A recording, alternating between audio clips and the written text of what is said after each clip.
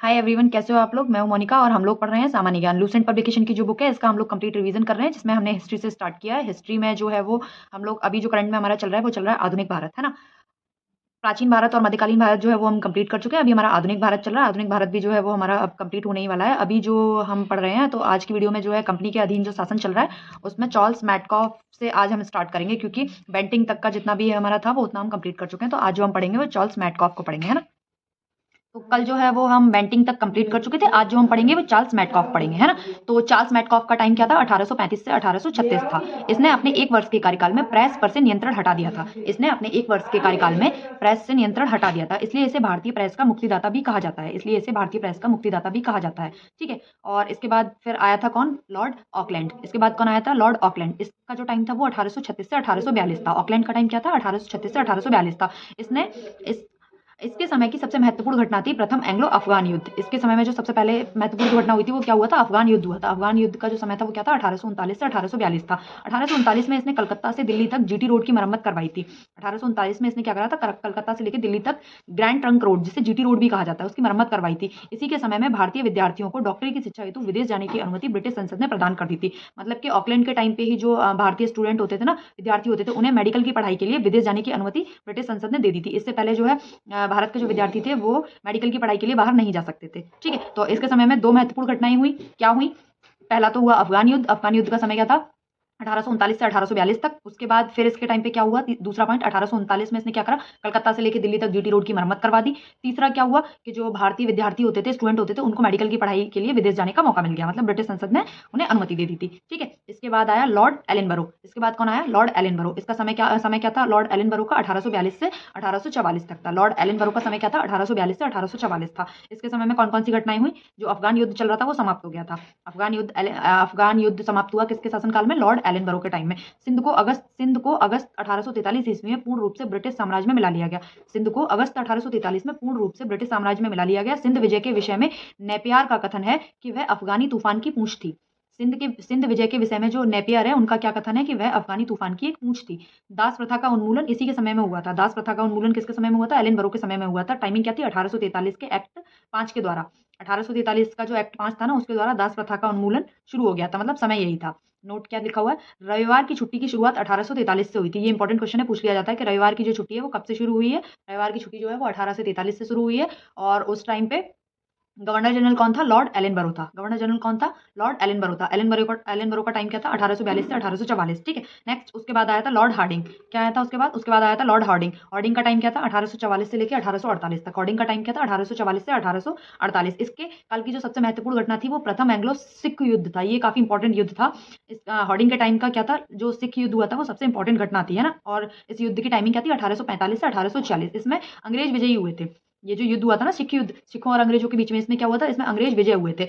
इसने नरबली प्रथा पर भी प्रतिबंध लगाया था। नरबली मतलब कि जो इंसानों की बलि दे दी जाती थी ना, तो उस पे जो है वो लॉर्ड हार्डिंग ने क्या किया था, प्रतिबंध लगा दिया था। इसके बाद हम पढ़ेंगे लॉर्ड डलहौजी। डलहौजी जो है वो काफी इंपॉर्टेंट है। जैसे बेंटिंग काफी इंपॉर्टेंट था ना, उसी तरीके से जो डलहौजी है वो भी काफी इंपॉर्टेंट है, क्योंकि काफी सारी चीजें अच्छी भी हुई थी, बुरी भी हुई थी इसके समय में। तो ये जो है एग्जाम्स में अक्सर डलहौजी के बारे में पूछ लिया जाता है। डलहौजी की टाइमिंग क्या थी, 1848 से लेकर 1856 तक। डलहौजी का समय क्या था, 1848 से लेकर 1856 तक डलहौजी का कार्यकाल था।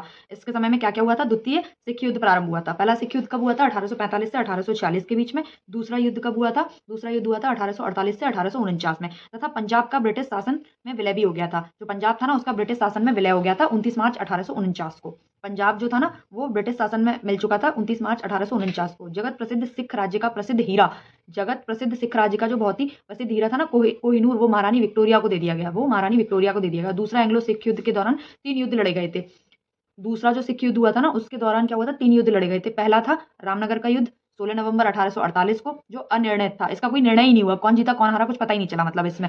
दूसरा युद्ध हुआ चिलियावाला का युद्ध, जो कि 13 जनवरी 1849 को हुआ। ये भी अनिर्णित ही था। इसका भी मतलब कोई वो नहीं निकला कि इसमें जीता कौन और हारा कौन, कुछ पता नहीं चला इसमें, है ना। फिर उसके बाद जो तीसरा युद्ध हुआ वो हुआ गुजरात का, जो कि चिनाब नदी के किनारे हुआ, नामक स्थान पर 12 मार्च 1849 को हुआ। तीसरा जो युद्ध हुआ था ना गुजरात का, जो कि चिनाब नदी के किनारे पर हुआ था, वो 12 मार्च 1849 को हुआ था, जिसमें सिख बुरी तरह से पराजित हुए थे, पराजित हुए थे। फिर उसके बाद नेक्स्ट बर्मा युद्ध हुआ, और सन 1852 में लोअर बर्मा एवं पीऊ को अंग्रेजी राज्य में मिला लिया गया। दूसरा जो बर्मा युद्ध हुआ था ना, तो उसमें क्या हुआ, 1852 में लोअर बर्मा एवं पीरू को पीयू को अंग्रेजी राज्य में मिला लिया गया। डलहौजी ने सिक्किम पर 2 अंग्रेज डॉक्टरों के साथ दुर्व्यवहार का आरोप लगाकर सन 1805 में उस पर अधिकार कर लिया था। डलहौजी ने क्या किया कि सिक्किम पर 2 अंग्रेज डॉक्टरों के साथ दुर्व्यवहार का आरोप लगा दिया और सन 1805 में क्या किया, सिक्किम को भी ब्रिटिश शासन में मिला लिया, मतलब उस पर अधिकार कर लिया। 1852 में एक इनाम कमीशन की स्थापना की गई। 1852 में एक इनाम कमीशन की स्थापना की गई। इसका उद्देश्य क्या था, जो कमीशन की स्थापना की गई, इसका उद्देश्य क्या था, भूमि कर रहित जागीरों का पता करके उन्हें छीनना। भूमि कर रहित मतलब कि जिस जमीन पे टैक्स नहीं दिया जा रहा है उन जागीरों का पता करके उन्हें छीन लेना। डलहौजी का शासनकाल उसके व्यापक सिद्धांत के कारण अधिक याद किया जाता है। जो डलहौजी का शासनकाल था ना, उसके व्यापक सिद्धांत के कारण अधिक याद किया जाता है ना। इस नीति के तहत अंग्रेजी साम्राज्य में विलय किए गए राज्य, इसकी जो ये नीति थी ना, इस नीति के तहत अंग्रेजी साम्राज्य में कौन कौन से राज्य मिलाए गए थे, यहाँ पे उन राज्यों के बारे में दे रखा है। सर्वप्रथम सतारा। सर्वप्रथम किसको मिलाया था, सर्वप्रथम सतारा को मिलाया था सन 1848 में। सन 1848 में सतारा को मिलाया था, है ना। तो उसके बाद फिर जैतपुर। जैतपुर कहाँ पड़ता है, ये बुंदेलखंड में पड़ता है। और संबलपुर उड़ीसा में पड़ता है 1849 में। बघाट को कब मिलाया था, बघाट जो है वो हिमाचल प्रदेश में है, इसे 1850 में। और उसके बाद उदयपुर जो कि एमपी में पड़ता है, इसे 1852 में। झांसी को 1853 में एवं नागपुर को 1854 में, है ना। सर्वप्रथम सतारा को मिलाया इन्होंने 1848 में। जैतपुर को मिलाया इन्होंने जैतपुर जो कि बुंदेलखंड में पड़ता है। और संबलपुर जो कि उड़ीसा में पड़ता है, इन दोनों को मिलाया इसने 1849 में। बघाट 1850 में, उदयपुर मध्य प्रदेश 1852 में और झांसी 1853 में। झांसी को कब मिलाया, 1853 में। ये इंपॉर्टेंट है, ये पूछ लिया जाता है कि झांसी को ब्रिटिश साम्राज्य में कब मिलाया गया था, 1853 में, है ना। नागपुर को 1854 में।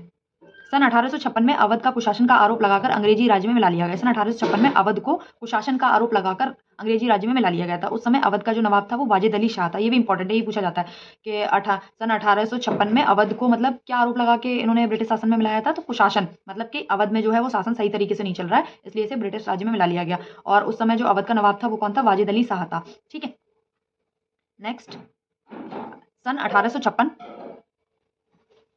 1856 में इसने तोपखाने के मुख्यालय को कलकत्ता से मेरठ स्थानांतरित किया और सेना का मुख्यालय शिमला में स्थापित करवा दिया। सन 1856 में इसने तोपखाने के मुख्यालय को कलकत्ता से मेरठ स्थानांतरित किया और सेना का मुख्यालय शिमला में स्थापित कर दिया। शिक्षा संबंधी सुधारों में डलहौजी ने सन 1854 के वुड डिस्पैच शिक्षा संबंधी सुधारों में डलहौजी ने सन 1854 के वुड डिस्पैच को लागू किया। उसके अनुसार जिलों में एंग्लो वर्नाकुलर स्कूल, प्रमुख नगरों में सरकारी कॉलेजों तथा 1857 में तीन प्रेसिडेंसियों कलकत्ता, मद्रास एवं बंबई में एक एक विश्वविद्यालय की स्थापना की गई। और साथ ही प्रत्येक प्रदेश में एक शिक्षा निदेशक भी नियुक्त किया।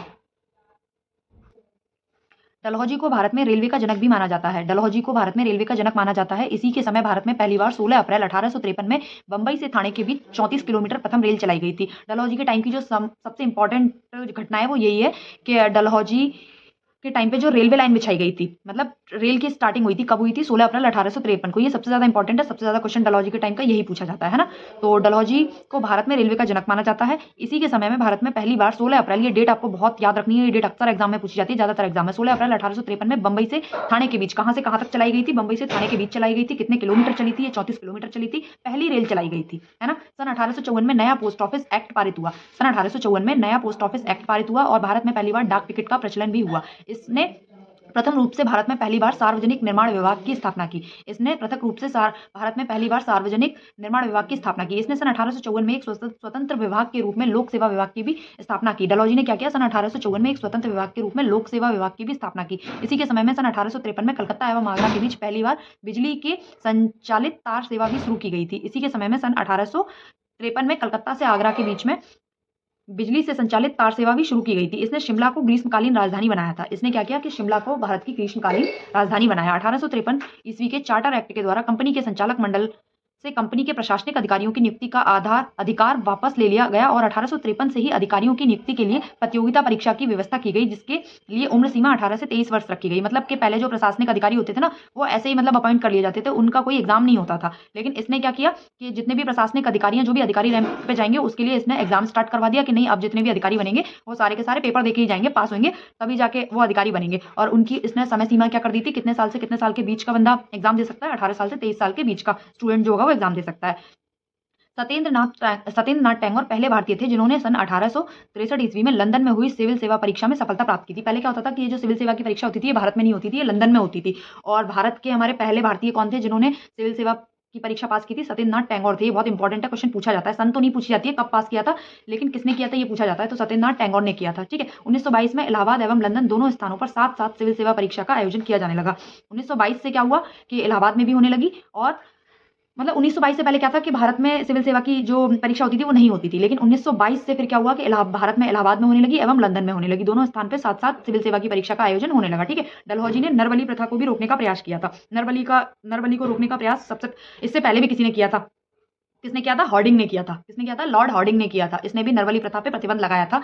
जितना हो सकता था उतना इसने कोशिश की थी कि नरबली जो है वो बंद हो जाए। और फिर उसके बाद जो है हॉर्डिंग के बाद फिर डलहौजी ने भी इस पे काफ़ी काम किया था। अब इसके बाद डलहौजी के बाद अब आएगा लॉर्ड कैनिंग। कौन आएगा? Lord Canning. कैनिंग का समयकाल क्या था? डलहौजी का समयकाल क्या था? ये आप लोग मुझे बताएँगे। कैनिंग का समयकाल क्या था? 1856 से 1862। कैनिंग का समयकाल क्या था? 1856 से 1862। ये भारत में कंपनी द्वारा नियुक्त अंतिम गवर्नर जनरल था। कैनिंग जो था ना वो कंपनी द्वारा नियुक्त किया गया अंतिम गवर्नर जनरल था। ब्रिटिश सम्राट के अधीन नियुक्त भारत का पहला वायसराय था। ब्रिटिश सम्राट के अधीन नियुक्त किया गया पहला वायसराय था। इसके समय की सबसे महत्वपूर्ण घटना थी सन 1857 का ऐतिहासिक विरोध। ये क्वेश्चन पूछ लिया जाता है कि जो 1857 का ऐतिहासिक विरोध हुआ था उस समय पे वायसराय कौन था या गवर्नर जनरल कौन था, है ना? तो कौन था? कैनिंग था। 1857 की घटना जो हुई थी वो किसके टाइम पे हुई थी? वो लॉर्ड कैनिंग के टाइम पे हुई थी। कैनिंग का समयकाल क्या था? 1856 से 1862 था। ठीक है। इसी विद्रोह के बाद प्रशासनिक सुधार के अंतर्गत भारत का शासन कंपनी के हाथों से सीधे ब्रिटिश सरकार के नियंत्रण में चला गया। इसी विद्रोह के बाद से क्या हुआ? प्रशासनिक सुधार के अंतर्गत ही जो भारत का शासन था ना वो कंपनी के हाथों से सीधा ब्रिटिश सरकार के हाथों में चला गया। पहले जो है भारत का शासन किसके अंडर था? कंपनी के अंदर था, लेकिन अब कंपनी से ब्रिटिश सरकार के नियंत्रण में ले लिया। ब्रिटिश सरकार ने अपने नियंत्रण में ले लिया। कैनिंग के समय 1861 में उच्च न्यायालय अधिनियम बनाया गया, जिसके अनुसार पुरानी सुप्रीम कोर्ट और सदर अदालतों को समाप्त कर दिया गया तथा कलकत्ता, मद्रास तथा मुंबई में एक-एक उच्च न्यायालय की स्थापना कर दी गई। ये भी इंपॉर्टेंट है कि जो उच्च न्यायालय की स्थापना हुई थी वो किसके समय में हुई थी? कैनिंग के समय में हुई थी। कैनिंग के समय 1861 में उच्च न्यायालय अधिनियम बनाया गया। एक उच्च न्यायालय का अधिनियम बनाया गया 1861 में, जिसके अनुसार पुरानी सुप्रीम कोर्ट और सदर अदालतों को समाप्त कर दिया गया। पुरानी जितनी भी सुप्रीम कोर्ट चल रहे थे और जो भी अदालतें चल रही थी सबको बंद कर दिया गया। उसके बाद कलकत्ता, मद्रास एवं मुंबई 3 जगह पे खोला गया था। सुप्रीम कोर्ट कहाँ-कहाँ पे खोला गया था? कलकत्ता, मद्रास एवं मुंबई में एक-एक उच्च न्यायालय की हाई कोर्ट की स्थापना कर दी गई, है ना? नोट 1866 में आगरा में एक उच्च न्यायालय की स्थापना की गई। 1866 में आगरा में एक उच्च न्यायालय की स्थापना की गई, जिसे 1875 में इलाहाबाद स्थानांतरित कर दिया गया। मतलब कि जो अभी इलाहाबाद में हाई कोर्ट है ना वो पहले कहाँ था? वो पहले आगरा में था। आगरा से फिर उसको स्थानांतरित करके इलाहाबाद पहुंचा दिया गया। कैनिंग के समय में ही 1856 में विधवा पुनर्विवाह अधिनियम स्वतंत्र रूप से लागू कर दिया गया। कैनिंग के समय में ही 1856 में विधवा पुनर्विवाह अधिनियम जो है वो स्वतंत्र रूप से लागू कर दिया गया। भारत में पहला कानूनी विधवा विवाह कलकत्ता में 7 दिसंबर 1856 को ईश्वरचंद विद्यासागर की प्रेरणा और देखरेख में हुआ था। विधवा विवाह में जो है काम विधवा विवाह के लिए जो है ना ईश्वरचंद विद्यासागर ने भी बहुत काम किया था। ईश्वरचंद विद्यासागर और कैनिंग ने मिलकर दोनों ने काम किया था विधवा पुनर्विवाह के लिए। 1856 में पैतृक संपत्ति से संबंधित जो कानून बनाया गया उसके अनुसार यह निश्चित किया गया कि धर्म परिवर्तन करने पर किसी भी व्यक्ति को उसकी पैतृक संपत्ति से वंचित नहीं किया जाएगा। 1856 में क्या हुआ कि पैतृक संपत्ति से संबंधित जो कानून बनाया गया था ना उसमें यह निश्चित कर दिया गया कि अगर कोई भी इंसान अपना धर्म परिवर्तित कर लेता है, हिंदू से मुसलमान बन जाता है, तो उस व्यक्ति की जो पैतृक संपत्ति है, मतलब कि जो उसके पुरखों की जमीन जायदाद है, उसके घर वाले उसको उससे अलग नहीं कर सकते। उसका उस संपत्ति पे अधिकार है तो है, चाहे वो किसी भी धर्म को अपना ले। ठीक है। 1857 में कैनिंग के समय ही महालेखा परीक्षक पद का सृजन हुआ था। जो महालेखा परीक्षक का पद जो अभी भी है ना हमारे संविधान में, वो कब से शुरू हुआ था? 1857 से कैनिंग के समय से ही वो शुरू हो गया था, है ना? जो स्वतंत्रता के बाद नियंत्रक एवं महालेखा परीक्षक कहलाया। जब स्वतंत्रता 1947 के बाद में फिर वो क्या कहलाया? नियंत्रक एवं महालेखा परीक्षक कहलाया। भारत शासन अधिनियम 1858 के तहत मुगल सम्राट के पद को समाप्त कर दिया गया। भारत शासन अधिनियम मतलब 1858 का जो भारत शासन अधिनियम आया था उसके तहत क्या हुआ? मुगल सम्राट के पद को भी समाप्त कर दिया गया। मैकाले द्वारा प्रारूपित दंड संहिता को 1858 में कानून बना दिया गया था। मैकाले द्वारा प्रारूपित जो दंड संहिता थी उसको क्या हुआ? 1858 में एक कानून बना दिया गया। सन 1859 में अपराध विधान संहिता लागू की गई। सन 1859 में क्या हुआ? अपराध विधान संहिता लागू की गई। व्यापगत सिद्धांत यानी राज्य विलय की नीति को समाप्त कर दिया गया। व्यापगत सिद्धांत यानी राज्य विलय की नीति को समाप्त कर दिया गया। मतलब राज्य विलय की नीति इन लोगों की पता क्या नीति थी? किसी भी राज्य पे कोई भी आरोप लगा देंगे, कुछ भी कह देंगे, कहीं बोल देंगे शासन सही से नहीं चल रहा है, कहीं बोल देंगे कहीं की व्यवस्था सही नहीं है और उस पर आरोप लगा के उसको ब्रिटिश साम्राज्य में मिला लेंगे। तो इनकी जो ये नीति थी ना व्यापगत सिद्धांत राज्य विलय की नीति, उसको समाप्त कर दिया गया। 1861 में इंडियन काउंसिल एक्ट पारित हुआ। जो 1861 में इंडियन काउंसिल एक्ट पारित हुआ तथा पोर्टफोलियो प्रणाली लागू की गई। 1861 में इंडियन काउंसिल एक्ट पारित किया गया तथा पोर्टफोलियो प्रणाली लागू की गई। ठीक है। अब इसमें जो है आज हमने इतना पढ़ लिया। इसके बाद जो नेक्स्ट है वो है लॉर्ड एल्गिन। तो लॉर्ड एल्गिन जो है वो हम पढ़ेंगे कल की वीडियो में। आज के लिए इतना ही काफ़ी है, क्योंकि ये इतनी जल्दी याद भी नहीं होते हैं। तो पहले आप लोग जो है इसे अच्छे तरीके से याद कर लो, अच्छे तरीके से पढ़ लो। उसके बाद जो नेक्स्ट है एल्गिन, वो एल्गिन जो है वो हम कल की वीडियो में पढ़ेंगे। आज के लिए इतना ही काफ़ी है। वीडियो अच्छी लगी हो तो लाइक कर दीजिएगा, चैनल को सब्सक्राइब कर दीजिएगा, ज़्यादा से ज़्यादा लोगों तक शेयर कर दीजिएगा। और बाकी का मैं इतना बोलना चाह रही हूँ कि जो भी लोग इसका रिवीजन कर रहे हैं, तो इसमें जो भी मैंने इंपॉर्टेंट बताया ना कि ये लाइन इंपॉर्टेंट है, इसमें तो बहुत कुछ हाईलाइट हो रखा है। ये तो पूरी बुक ही हाईलाइट हो रखी है, लेकिन जिसमें मैंने आप लोगों को बोला है कि ये इंपॉर्टेंट है, इसको याद कर लेना, उनको आप चाहें तो वन लाइनर कहीं पे भी नोट कर सकते हैं, क्योंकि वो काफ़ी इंपॉर्टेंट है। और कांस्टेबल और जीडी के लिए तो मैं खासतौर पे कहना चाहूँगी कि ये क्वेश्चन अक्सर फँसते ही फँसते हैं।